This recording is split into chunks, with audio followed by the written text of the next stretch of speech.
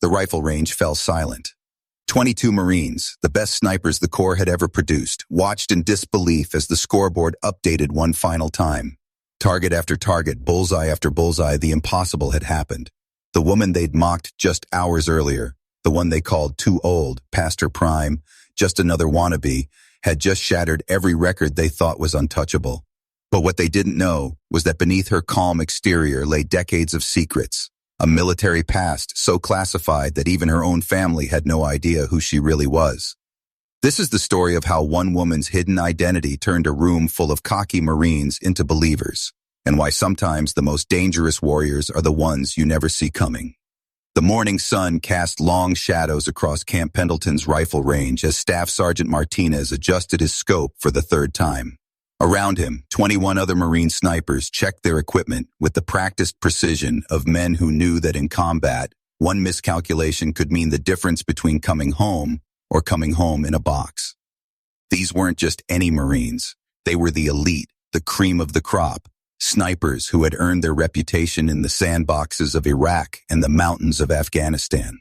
Today was different, though. Today was recruitment day, where the Corps showcased its finest to potential enlistees. The demonstration was designed to inspire, to show civilians what peak military performance looked like. Martinez had done this dozens of times before, watching wide-eyed teenagers marvel at shots that seemed impossible to anyone who hadn't spent years perfecting their craft. The crowd gathered behind the safety line was typical. Mostly young men barely out of high school, a few college graduates looking for direction, and the usual assortment of military enthusiasts. But there was someone else, someone who didn't quite fit the mold. She stood near the back, a woman who looked to be in her late 40s, maybe early 50s. Her graying hair was pulled back in a simple ponytail, and she wore civilian clothes that seemed more suited for a PTA meeting than a military demonstration. Martinez noticed her because she wasn't reacting like the others. While the younger prospects whispered excitedly about the weapons and pointed at the targets downrange, she stood quietly, her eyes moving methodically across the range setup. There was something about her posture, something almost familiar, but he couldn't place it. "All right, Marines, show time!" Gunnery Sergeant Thompson's voice boomed across the range. The snipers took their positions, each man settling behind his rifle with the fluid grace of countless hours of training. The targets were set at various distances, some at 300 yards, others pushed back to 600, and a few challenging shots at 800 yards. For these Marines, hitting targets at these distances was routine, but for the civilians watching, it would be nothing short of miraculous. The first shots rang out in perfect synchronization, and one by one the spotters called out hits. The crowd cheered and applauded as each Marine demonstrated why they wore the crossed rifle's insignia of a scout sniper. Martinez smiled as he watched the recruits' faces light up with admiration and perhaps a touch of intimidation. That's when she stepped forward. The middle-aged woman approached the registration table where Gunnery Sergeant Thompson was explaining the next phase of the demonstration. "Excuse me, Gunny," she said quietly, her voice carrying a tone that somehow commanded attention despite its softness. "I'd like to participate in the shooting competition." The range fell silent for a moment. Thompson looked up from his clipboard, his expression shifting from professional courtesy to barely concealed amusement. "Ma'am, I appreciate your interest, but this is a demonstration by trained military snipers. We're not really set up for civilian participation." She nodded, understanding but persistent. "I understand that, Gunny, but your flyer mentioned that interested civilians could test their skills. I'm interested." Around them, several of the younger Marines exchanged glances, some trying to suppress grins. Martinez heard Corporal Jackson whisper to his buddy, "This should be good. Grandma wants to play soldier." Thompson looked at her again, taking in her unremarkable appearance, her civilian clothes, her age. Finally, he shrugged. "Well, ma'am, if you're sure you want to embarrass yourself in front of all these fine Marines, I suppose we can accommodate you." The woman simply nodded and walked toward the equipment table where spare rifles were kept for backup. She picked up an M40A5, the Marine Corps' standard sniper rifle, and began her inspection with a thoroughness that surprised several observers. Her hands moved over the weapon with obvious familiarity, checking the bolt, examining the scope, testing the trigger pull. This wasn't the fumbling examination of a novice. This was the systematic check of someone who knew exactly what to look for. Martinez found himself watching her more closely now. There was something about the way she handled that rifle, something that triggered a memory he couldn't quite grasp. She loaded a magazine with smooth, practiced motions, chambered around, and settled into a prone position behind the weapon. Her body alignment was textbook perfect, her breathing controlled, her grip exactly as it should be. The whispers from the other Marines grew louder. "Look at her trying to be all tactical," someone muttered. "This is going to be painful to watch," another added. A few of the civilian spectators had their phones out, clearly expecting to capture something amusing to share on social media later. But Martinez noticed something the others missed. As she settled behind the scope, something changed in her demeanor. The somewhat uncertain civilian woman disappeared, replaced by someone else entirely. Her breathing slowed, her body became perfectly still, and when she wrapped her finger around the trigger, there was a confidence there that spoke of muscle memory built over years, not hours. Thompson called out the first target. 300 yards, center mass. The woman's rifle cracked once, sharp and clean. Through his spotting scope, Martinez watched the bullet punch through the exact center of the target. Not close to center, dead center, with surgical precision. The mocking whispers stopped, the smiles faded, and suddenly, everyone was paying very close attention to the middle-aged woman who had just made a shot that would have been respectable for any of their trained snipers. "Beginner's luck," Corporal Jackson muttered, but his voice lacked conviction. Around the range, the atmosphere had shifted from casual amusement to focused attention. The woman worked the bolt of her rifle with practiced efficiency, ejecting the spent casing and chambering another round. She didn't look up from her scope, didn't acknowledge the scattered applause from the civilian crowd, didn't react to the suddenly serious expressions on the Marines' faces. Gunnery Sergeant Thompson called out the next target, his voice carrying a note of professional interest that hadn't been there before. 400 yards, upper torso. Without hesitation, the rifle cracked again.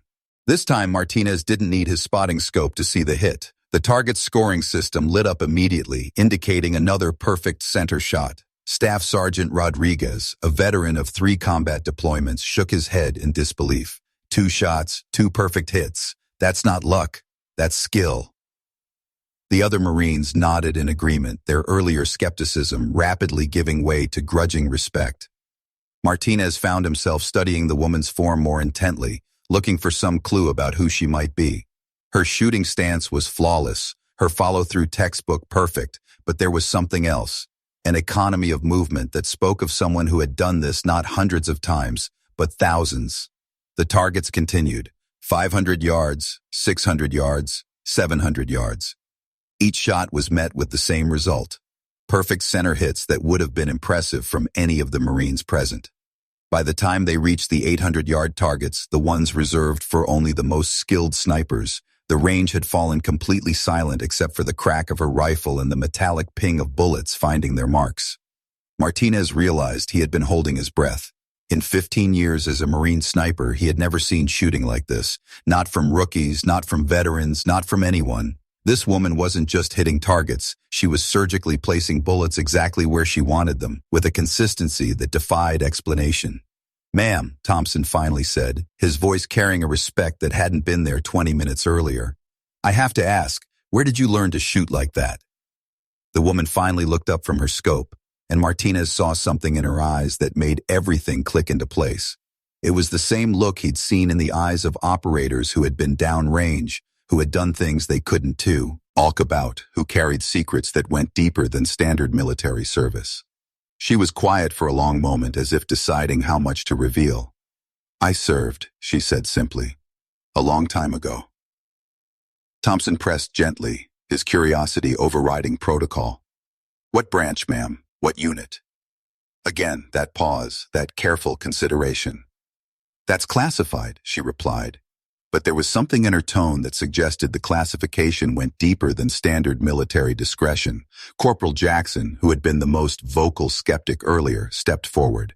"Ma'am, with all due respect, nobody shoots like that without serious training. I mean, we're talking about shots that would challenge Olympic marksmen, and you're making them look routine." The woman allowed herself a small smile. "Let's just say that when your country needs certain things done quietly, they train certain people to do them very, very well." The implications hung in the air like smoke from the rifle barrels. Martinez felt pieces of a puzzle clicking together in his mind. The perfect shooting stance, the methodical equipment inspection, the way she handled classified information, the shots that went beyond military training into something else entirely. This wasn't just a veteran. This was someone who had operated in the shadows, someone whose service record was buried so deep that even asking about it was probably crossing lines.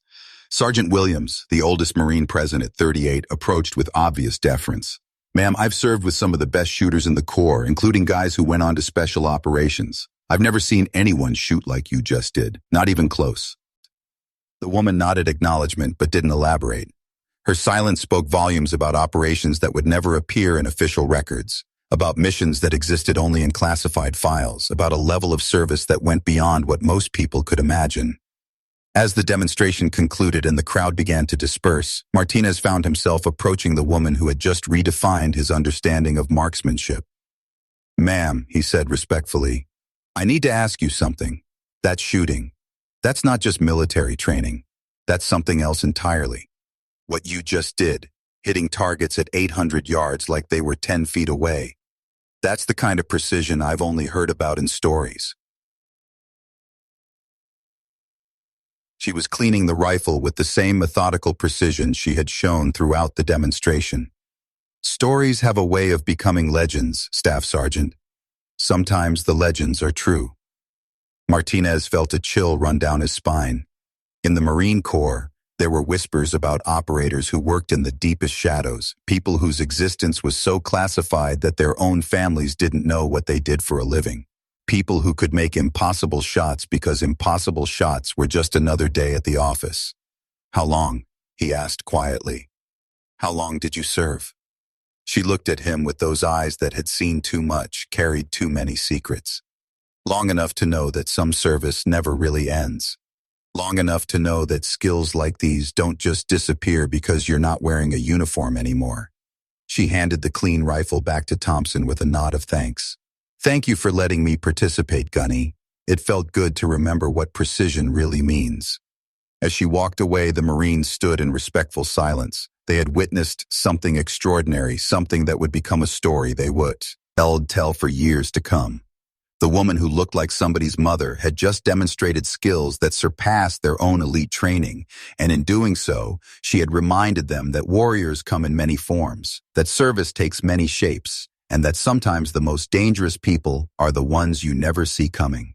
Martinez watched her disappear into the crowd of departing civilians, knowing he had just met someone whose story would never be fully told, whose service would never be fully recognized, but whose dedication to precision, to excellence, to the deadly art of long-range shooting had just humbled every Marine on that range.